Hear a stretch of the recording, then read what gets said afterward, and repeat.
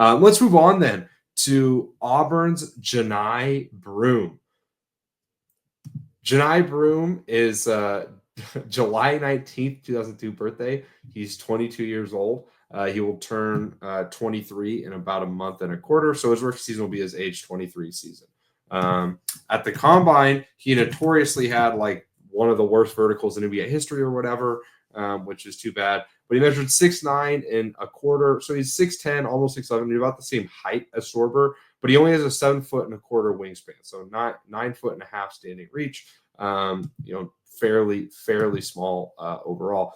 This season, and he's had a track record of this. This season he averaged 18.6 points per game, 10.8 rebounds, 2.9 assists, 0.9 steals, 2.1 blocks on 51, 27.8, 58.7 shooting splits.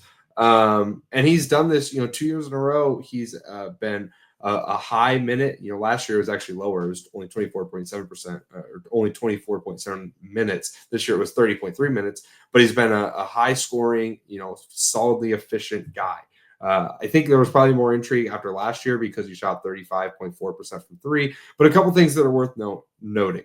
Over the course of his career, he's a 30.2% three-point shooter and a 60.3% free throw shooter. He has averaged about 2.5 blocks over the course of his career. He's never averaged more than a steal per game. But other than that, there's some other interesting things.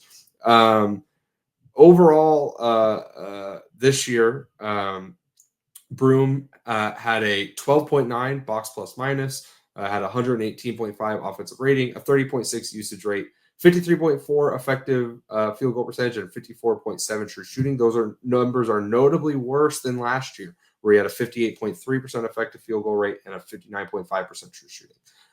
There's a couple reasons for that. One is just that he was actually playing next to Dylan Cardwell this year, whereas last year he was playing a kind of the sole big. But there's some other reasons for that we might talk about. He had a 14.1 offensive rebound rate and a 26% defensive rebound rate, 19.5 assist rate to a 9.9 turnover rate, a 1.8 assist to turnover ratio, 7.5 block rate, 1.8 steal rate, 39% free throw rate, only committed 2.8 foul per 40 this year, though in the past he's had way worse. His sophomore year is at 4.5, last year is at 3.9. He dunked 29 times this year, shot 63.3% on 267 close twos, 43.4% on 159 long twos. Again, 58.7% on 201 free throw attempts, and then only took 90 total threes, shot 27.8%, which is about 4.8 per 100 possessions. He took more this year than he's ever taken before, but did not shoot a particularly good percentage. And over the course of his career, has not been a particularly effective three-point shooter. So, Coop, I know the sell here is probably offense, but I kind of want to start on the defensive end here because I actually think, and I'll just say this early because I don't think we're going to have a ton of stuff to say on Broome. I actually think the sell for him is kind of dirty work, big man. It's not really a high volume offense or elite defensive big man. It's rebounding, it's toughness, it's some post scoring, and it's some solid kind of playmaking and some potential to do some other things. But I want to start on the defensive end. Coop, how did you feel about his kind of defense overall? He was in talks at times as one of the better defenders in the country. I don't know how much I saw that personally. I'm not the biggest fan of kind of ground bound, strength based, but he's not super strong. He's more just older than everybody else. And, like the SEC is pretty athletic. So he's still in there. I don't know. I just don't think Broome's that useful. He's kind of mobile and he can't play in a drop. And he's not very good at the level either. His hands aren't all that good. He gets a lot of blocks, and I feel like that's mostly just because he's able to kind of sit in the paint, and he's mobile enough to get out to guys who aren't shooting floaters, and he's quick enough, and his mobility is good enough. But I don't think that you can play that kind of pseudo drop defense in the NBA, or this kind of constant step up defense. And I'm not the biggest fan of a guy who, like, obviously it was on slightly more usage, and there's the injury stuff, but like was a notably worse player as a 5th-year guy than as a 4th-year guy. Part of that's context, part of that's whatever, but I mean, 2-3 months into the season, he was a shoe-in for player of the year, and then he just wasn't able to keep it up. And I just, there's some tools, but if you're a 5th-year guy who's like legitimately playing 5 years and there's no like exemptions or anything, you're just playing 5 total years of college basketball, you got to have more than just surrounding skills. And I don't think Broome has like a bankable defensive skill other than the rebounding. Yeah. Defensively, like, I'm not trying not to be mean, but I think he's like really bad defensively at the next level, or at least he projects to be. We talked about it with Sorber, but this is like times 1,000. Defending and moving in tight space is just, it's horrendous. Like, he gets beaten to the rim when he's 2 feet away from the rim because he cannot defend in tight spaces. If he's out further away from the rim, the ball handler, whoever he's defending, just takes him wherever they want to go. If they want to go to the rim, they're getting to the rim. If they want to stop and jump at the free throw line from the corner, they're getting there. Like, wherever they want to go, they dictate. Johni Broome does not dictate. I think that the verticality is just not good enough to really be a recovery defender or be much of a rim protector. And the problem with the rim protection is that if he's like the primary rim protector, this is an issue on both ends of the court for him, where he just does not see the court in totality. So unless the play is happening at the direction he's looking at, he's not going to be seeing a cutter come from the other side of the court, or he's not going to be seeing a second side action or whatever's happening on the help side. He's really only seeing the half of the court that he's facing. And that's a big issue for him as a rim protector, on top of the fact that he's just not very vertically able to get there. He's probably the worst vertical athlete in this entire class, and I don't think it's really close. And the other issue is he's just so passive, I feel like, as a rim protector. He's really only going to block shots like if they're happening right in front of him. He's not going to be a help side rim protector. He's not making the effort to really go alongside a driver and then contest the shot at the rim. Unless Broome is planted there at the rim and the driver is coming straight at him, he is not making much of an effort to put any sort of shot contest up. And it's the passiveness, just, it really irritates me, but it's also just not going to be sufficient enough in the NBA, I don't think. So I really don't see Broome ever being a positive defensively unless he's on the court and the defense is built around him to being more of a funnel system and everything is funneled straight towards him. And he's a rim protector in that way, but I don't think he's good enough of a rim protector to dictate a team building their defense around him. So I don't really foresee him being a positive NBA defender.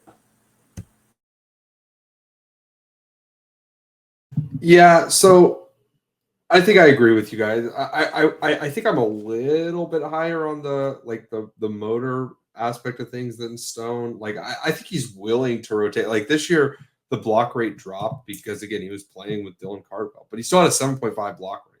And in the past, 9.3, 9.6, the last 2 years at Auburn as one of a very high volume offensive player. Like, I think he's legitimately tough. Like, he'll try and get out there and get his chest on guys. And, as a shot blocker, I think he has pretty good timing. And I do think, like, his left hand is really good. Like, he has one really good left hand.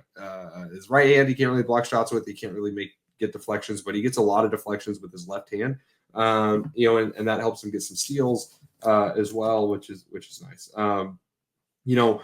He throws his body around pretty well for being strong, but his biggest issue is just a really poor athlete overall. Like, he kind of runs weird. He can't cover ground. He's very upright in his posture. So, like, smaller post guys can get the better of him because they can really bump him out of the way in the post. And he really struggles to like handle guy like as a primary rim protector. He struggles to handle guys going like hard down, full speed downhill toward him. He's fine if he can kind of get there late, or he can contort and contest if someone's driving baseline or something. But if someone is going to drive hard downhill at him, he struggles to handle a bump and then stay attached, which is weird for someone who's as strong as he is. I think what I would say is he would be a fine defensive big for someone who is like a really great offensive big, because I think you could probably kind of mix some stuff up, and he's good enough to kind of dirty some things up, right? Like, he could get up to touch and hard hedge, or he could maybe do some light switching, even though he's so slow, because he's at least kind of strong enough to like funnel someone. And he did block a few jump shots this year. Like, again, if there's a really good offensive big, I'd buy it. And I think the rebounding is good. Like, I really do. Like, I think he tracks rebounds off the backboard well. He can't really jump very high, or like his standing reach isn't great for him to just like go like really yank one down, but he's not a bad rebounder by any means. And I think he can add some more value in that in the league when he's not playing next to another big, and he's not doing as much offensively. But I think my biggest issue with Broome, and if you guys are fine to transition towards it, is that I don't think the offense is actually all that good. There's some things I want to point out. The shooting, I don't think I buy the shooting. The free throw number has never been good. This year is in the 19th percentile on 82 catch and shoot shots, 39% effective field goal rate. He had 1 year where he was a marginal shooter on a total of 79 threes. And every other year he's been a bad shooter. So I don't really buy the shooting. I think the form's pretty nasty. Like, his touch isn't great. What I do like about his offense is I think that he is he's good at using his body and his strength. He has some okay post moves, and he's a really good offensive rebounder, in my opinion. He didn't even get to show it again. This year, because he was playing with Cardwell. But I think he's a really effective offensive rebounder who he fights for space. He reads the ball off the rim well, and he's a good putback guy.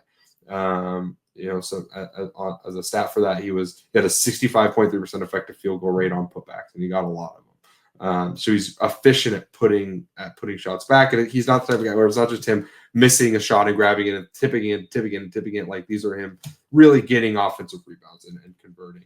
But he, like, as a post-up guy, he was only in the 57th percentile.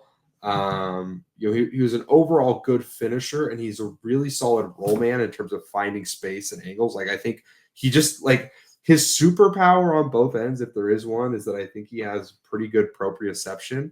But he's kind of too upright. Like, he's very contact seeking, which is good. He gets fouled a good amount, and he finishes through contact well, especially with his left hand. But he'll lose his balance a lot because he doesn't get contact. Like, he's a bit of a predeterminer.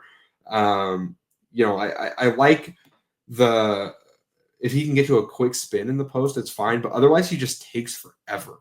And we'll talk about this when we talk about Raynaud here in a minute. I like in the NBA, if you're going to be a post-up guy, you don't get forever. Unless you're Nikola Jokic or Joel Embiid, like, you don't get 10 seconds for a post-up. You got to go. And Broome just does not go. And that's obviously something you can learn and get better at. But he wants to take his breath and really look around. And then he wants to kind of hit a little shoulder move before he puts the ball on the ground. And then he wants, and he wants to do all this shit. And, like, what I like about Raynaud as a post guy, as opposed to Broome, is that Raynaud will just catch the ball and just kind of start to get into it. And Broome, like, having to take that time to really process is bad, in my opinion. And I don't think he's a good passer. I think he's exactly the type of guy who is built to dominate college basketball in a way that just doesn't translate. He's big and he's strong, and he's willing to just be physical enough to throw guys around, which is good. And I like that he does that. And that has value, and that can have value in the league. But he's not a quick enough processor. He's not a good enough athlete, and he's just not big enough to do all that stuff in the league. Like, physically he's comparable to your Zach Randolphs and your Al Jeffersons, I suppose. But there's a reason there's no Zach Randolphs or Al Jeffersons anymore. And as much as we all enjoy that brand of basketball, and the whole too big thing has come back, and maybe that's what it is he's a modern NBA power forward. Well, he's also not quick enough off the dribble, and he doesn't just dust bigs out in space. He is a slow, post-oriented scorer who is not a particularly great playmaker and was not crazy efficient in the post. He struggles with doubles. He doesn't have a ton of moves to get to. He turns the ball over a good amount out of the post. I don't know. There's nothing that I really latch onto offensively outside of the offensive rebounding, which is good. And that is maybe the thing I trust to translate the most. But otherwise, I'm kind of out on Broome's offense at the NBA level. Coop Stone, where are you guys at? I think he is good at posting up. He's one of the few guys I think that we've covered that uses both sides of his body and both hands, and sometimes even in the same post up to post up. He's versatile in that way as a post up guy. I don't think he has a lot of footwork. He doesn't have. I don't know if this is really a thing, but he doesn't have a bag as a post up player. There's not a lot of post moves. He's just bigger than a lot of guys, and stronger in a lot of situations, which is valuable. But I think that he doesn't see the court. Again, this is a through line from his rim protection, but he does not see the court as a passer in totality. He's really only seeing what's in front of him, and he doesn't start his processing as a passer until he has the ball in his hands, and he looks around for a couple seconds, and then he throws his pass. It's really delayed. I think that I'm with Bryce. I don't buy the shooting really. At times it looked comfortable a couple times, but for the most part it looks pretty clunky. The touch is not very good. It is good from the mid-range, I will say. He loves that little turnaround jumper in the mid-range. And the touch is good in that situation, but you can tell it's super repped. But he does it so slowly that I don't know if it's really going to be functional at the next level or replicable that it was in the way in college. I'm sort of with Bryce where I just don't buy a lot. Maybe he's someone that you come in and he just gets dirty work, easy buckets as a backup or a third string guy. But there's not a lot with Broome on either end of the court that I particularly latch onto as being a comfortable, confident thing that I buy at an NBA level. Yeah, it creates space down low. You can rebound the ball. How valuable is that on its own when you're not? I don't think he's outlier strong. I think he was just a grown man playing college basketball against, people who are generally not 24 or 25 years old. And at the end of the day, yeah. Yes. Okay. Fucking age police over here. Everybody gets older. Good one, Stone. Yeah. No, these guys are younger and they're weaker and they're not as physically developed as he is. And I do worry that that's not the same stuff just doesn't work. And it's we've seen stronger bigs who, I don't know how many of these older star level college bigs are as good technically at rebounding as he is. I like his rebounding more than Timmy stylistically. I like him more than Garza because he actually plays more in tight, whereas Garza's a bit stretchier in the league. But I just don't think that he has anything a lot of people were in on Trace Jackson Davis because there were all these skills that he just wasn't able to showcase at Indiana, elite touch and footwork and roll stuff and a pretty good amount of athleticism. And they're like, okay, well, if on the right team, this can develop and you'll see a guy who really comes along because he's also high feel. And Broome just doesn't have any of these like skills or the super high feel to really buy him evolving into something completely different at the next level. So I'm pretty out on him. I mean, maybe you bring him into summer league if there's just like nobody else around and you just need a name for your summer league team. That if you guys are fine to go to value. Yeah, do I like him more or less than Danny Wolf? I don't know. Wolf at least is like a bet on something rare. I don't know how rare rebounding specialist big man is who can't jump. You kind of have to be able to jump in the NBA to get rebounds. There's only so far positioning can get you. So I'll have him in my two ways undrafted free agents tier. I'm not completely out on him just because of the statistical production, but too many worries, too many red flags. Can't really. I don't get first round in the slightest. For what it's worth, there's always a big like this that a lot of people fall for some reason. Drew Timme's not an NBA player, and his only path to being an NBA player was outlier shooter development. I think that's similar for Broome. Listen, if Broome ends up shooting the way he did last year, but like better from the free throw line, then yeah. But if he's a Haka level bad free throw shooter, then it's like over for him, and he's borderline. Like we don't talk about free throw shooting a lot in our evaluations, but like if that's going to be it, like he's gonna have a really tough time. He's just not.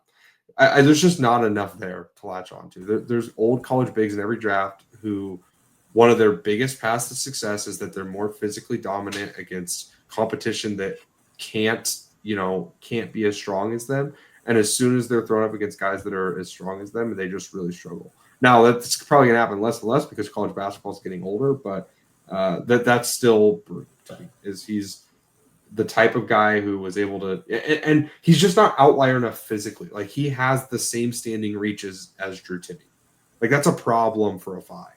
That's a problem for someone who also doesn't have the vertical athleticism to make up for that. He's really small and he's just not talented enough, to make it in the league for what his skill set is, in my opinion. I think he might stick around again. Like I do legitimately like the rebounding, and rebounding is an important skill. And I think he's tough enough. And, there's a world that, because of the statistical production, he sticks around, but there's just nothing I'm in love with here.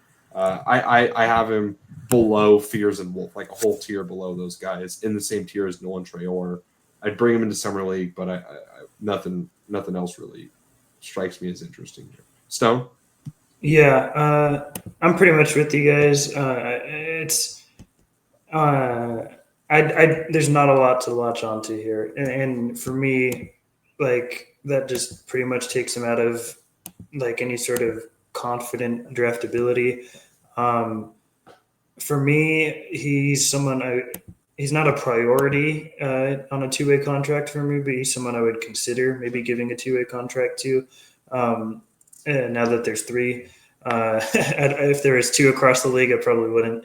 But I would consider giving him a two-way because there is, the way I view his path to success as being a guy who could come in for a few minutes, get some boards, and give you some just like dirty work, easy buckets is really the pathway to him succeeding, in my opinion. That is not super valuable to me. It's just a placeholder. And to be honest, I'm not even I question that because the defense might just hemorrhage so much that it's not really retaining its value offensively.